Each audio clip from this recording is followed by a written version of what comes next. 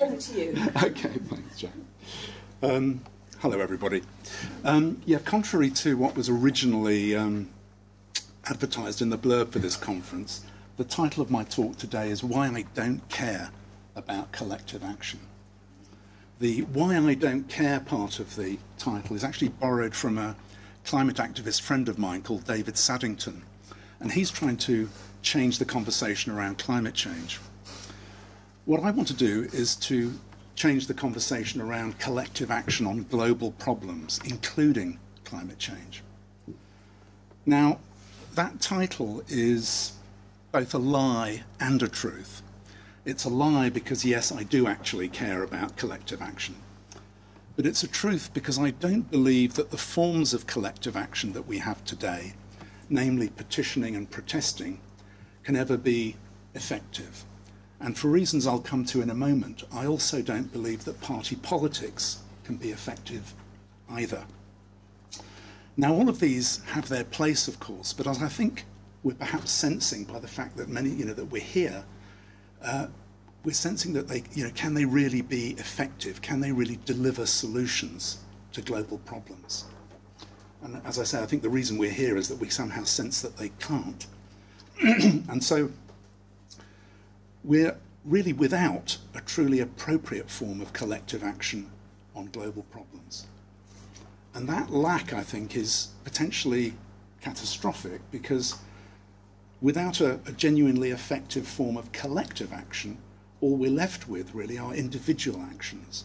So things like traveling less, consuming less, eating less meat, some of the things we've talked about today. And I don't know about you, but it seems to me that somehow the more we engage in these individual actions, the more anxious they leave us feeling. Because without a genuinely effective form of collective action to go alongside them, we kind of know deep down that we're lost. Because individual actions alone, important though they are, can never be enough. So we're in a deep state of psychic pain and anxiety, I think. Now, before I go on, let me just tell you a little bit about myself. First of all, I'm not a psychotherapist, but I do recognize the value of therapy. And in fact, I'm just co-writing a book with psychohistorian Nick Duffel, who some of you may know. And it's about the way we think about global problems, what's limited about that thinking, and what we can do to change it. And I'm also not a researcher, but I have worked for about the last 15 years or so with politicians, with NGOs, and with citizens on a more effective form of collective action. So really I'm a campaigner, someone who cares passionately about collective action, but also about the psychology behind it and how to make it truly effective.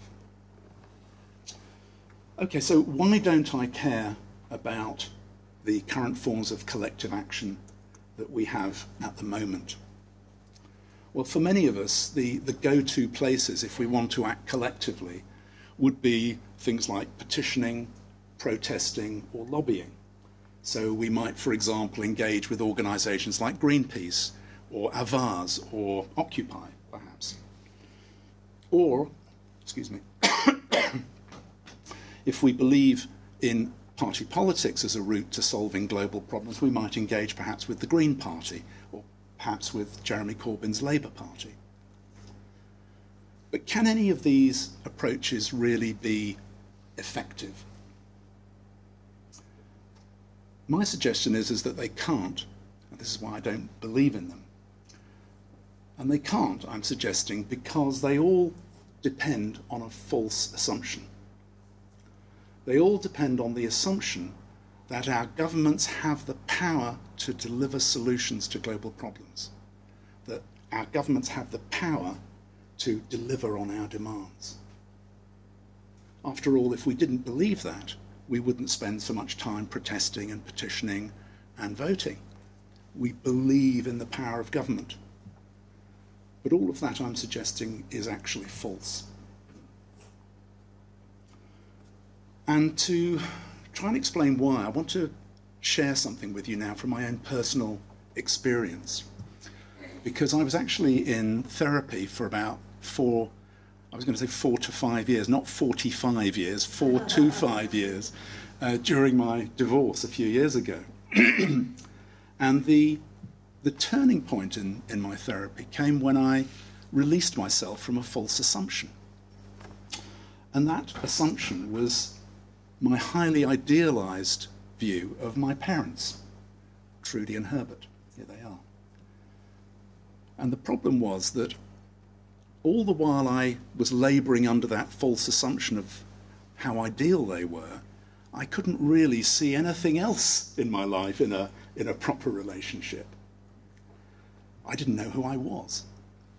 But when I was able to release myself from that false assumption, everything became clear. I knew who I was.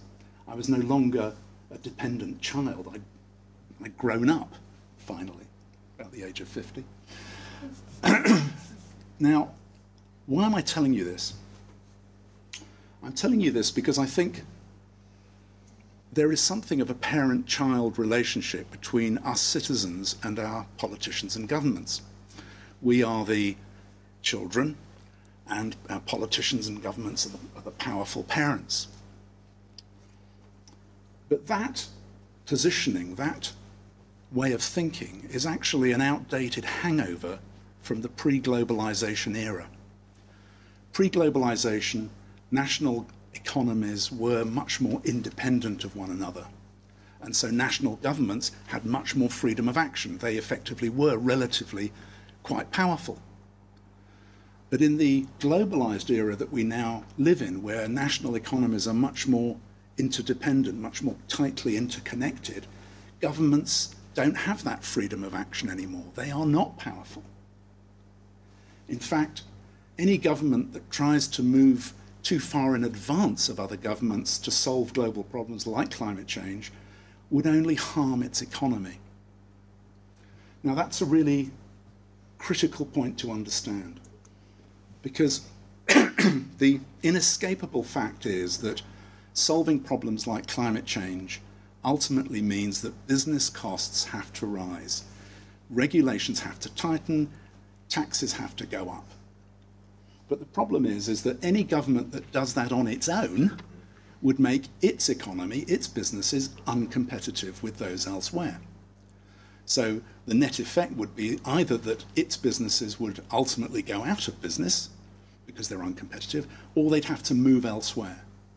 In either case, that national economy would suffer, and unemployment would rise, and the next election would be lost. So what I'm trying to say to you is that the real enemy here, and there is an enemy, is what I'm calling the first mover competitive disadvantage dilemma. Big mouthful. But I think it's quite well depicted in this little image here. So the government that moves first to try to deal with global problems like climate change or corporate tax or wealth inequality would only actually garrot its economy. So whoever moves first actually suffers. And you can see the effect, because anyone behind that government, the number 2 chap there, is saying, well, I don't want to go there either. Okay, so the net effect is that no government wants to move first, not significantly first at least. And so the problem is that there is this dilemma. Nobody wants to go first. Global problems like climate change are racing up ahead of us and overwhelming us, but governments can't really move. Okay? It's not that they don't want to solve climate change, it's that they can't. Okay, now I'm not saying they can't do anything. Small moves, yes, but we need the really big moves, and those they cannot do. Okay, so there's no point blaming governments, and in a sense there's no point blaming corporations in a way either, because, you know, a corporation doing the right thing will only make itself uncompetitive with all the other corporations. So they're kind of stuck in a first mover competitive disadvantage dilemma as well. And actually, if you have an eye for it, you can see that politicians actually articulate this. I know this maybe isn't our favourite politician. We're not going to save the planet by putting our country out of business. Okay? And it's not just, that's not just a conservative view. Tony Blair has actually said something similar, and I've got a whole pile of quotations I could give you which show that this is not a party political thing, this is a systemic, you know, the first mover competitive disadvantage dilemma, that's the enemy. Because that's what's preventing governments from acting on any of these global issues, not just climate change, but any of the others as well. So, so is this booming a bit? Is it right? It's okay. So what I'm trying to suggest to you is that this is why existing forms of collective action can't be effective, because they assume that the government has the power to act. And so what we have to do, what we have to arrive at is what you might call a psychopolitical awakening. We have to realize that our parent politicians and governments are no longer the parents. They are the children. They're stuck in a dilemma that they can't get out of. So who's going to be the parents now? Well, we've got to be the parents. You know, it's no good blaming our kids for fighting. We've got to take the parent position now. So that's a crucial point. So let's assume now that we are going to do that. We've let go of the false assumption of powerful politicians. We've taken on board this first mover competitive disadvantage dilemma. What criteria would that give us for an effective form of collective action? Well, I'd like to suggest there are three key criteria. The first follows directly from the dilemma, and that is that if all nations are stuck in this first mover problem, the only way out is to get all or sufficient nations to act together simultaneously to implement these global problem-solving policies on climate change and on these various other issues. Now, you might think, hang on a minute, isn't that what they're already trying to do when they go off to these climate summits? You know, they all meet in Copenhagen or in Paris, they're all there together. The whole idea is that they should move together simultaneously, so why isn't it working? Well, the reason it isn't working is because there's another hidden problem. And that is that whenever these summits take place, they only deal with one single issue. So like carbon emissions reduction, for example. But the problem is that take any single issue, and you'll always have some nations that win and others that lose. And so there is no incentive for the losers to cooperate. So, for example, you know, China and America are the biggest emitters of carbon. They'd have the most to cut. They'd have the highest cost. They'd have the most to lose. So there is no incentive for them to cooperate. In fact, there's an incentive for them not to cooperate. So, you know, is it any wonder we don't see much action from these summits? So what would the solution be? Well, the solution would be our second criteria, and that is that we need to incorporate two or more complementary global issues together. And in that way, what a nation might lose on the swings, it can gain on the roundabouts. So, for example, alongside a carbon emissions reduction negotiation, nations were also to negotiate a global currency transactions tax, or sometimes known as a Tobin tax. You know, the vast billions from the tax could then be used to pay off, to compensate the big losers on the climate part of the agreement. Now, I'm not suggesting that would be easy, but what I am saying is that carry on as we are now, taking one single issue at a time, and we are designing failure into the process. But take two or more complementary issues, and we are designing a far higher chance of success into the process. So where does that leave us? We need all or sufficient nations to move together simultaneously, because in that way nobody loses out, everybody wins. And we need them to do so on a multi-issue policy agenda. Now, I'm not suggesting that every global problem be dealt with in one big go, but I'm just saying you might have carbon emissions and a Tobin tax might be one simultaneous policy, and then you might have others at a later date. But that brings me to the third and probably the most important criteria, because this is the parental criteria. Because we're now in the parent position. So we need a powerful way to drive our governments to implement simultaneous policies. We need a way to shepherd our dear children towards the target. How are we going to do that? Well, I'd like you to try and visualize this with me for a moment.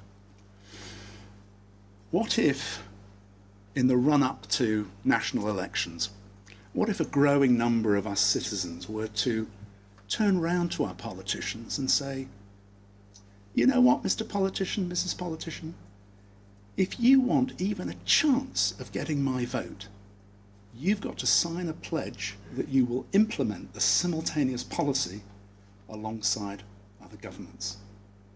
If you want the best chance of getting my vote, that's what you've got to do.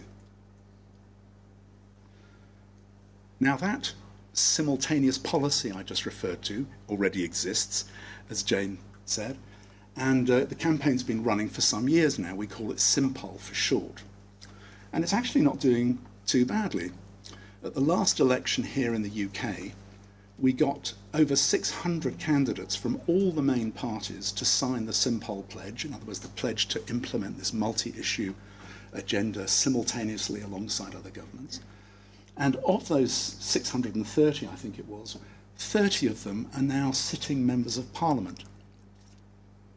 So Simpol now has 30 MPs pledged in writing to implementing the simultaneous policy alongside other governments. And during the election campaign, there were some quite interesting side effects. For example, one of them was what I call a sort of domino effect. And that was that once one candidate in a constituency signed the pledge, the others felt compelled to follow, because of course they didn't want to exclude themselves from the Simpol voting, the voters in that constituency who had signed up to Simpol. And so once one signed up, the others signed up. Not in all constituencies, but particularly in the marginal constituencies it happened. So for example, in Weston-super-Mare, 4 out of the 5 candidates who were standing signed up. And that was already 3 weeks prior to polling day. And the only one that hadn't signed up was the UKIP candidate, who didn't really have much chance. So whoever won the seat, Simpol gained another member of Parliament pledged to implement its global agenda regardless. Whoever won, we won, effectively. So I suppose what I'm saying to you is that this is a new way that we can use our legally binding vote in national elections to incentivize politicians towards solving global problems. Because in effect with Simpol, you get 2 votes rolled into one. When you contact your politician to say, I'm going to give strong preference to candidates that have signed up to Simpol, you do that in advance of the election, and that drives the candidates to sign up before the election. And then when polling day comes round, you get your normal vote like everybody else. So you get, it's like having a global vote and a national vote rolled into one. And it works. Now, I know there's a long, long way to go. It's hugely ambitious.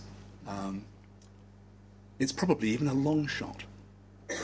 But to me, this is a form of collective action that fits the criteria. It fits the reality of the fact that our politicians are not the powerful people.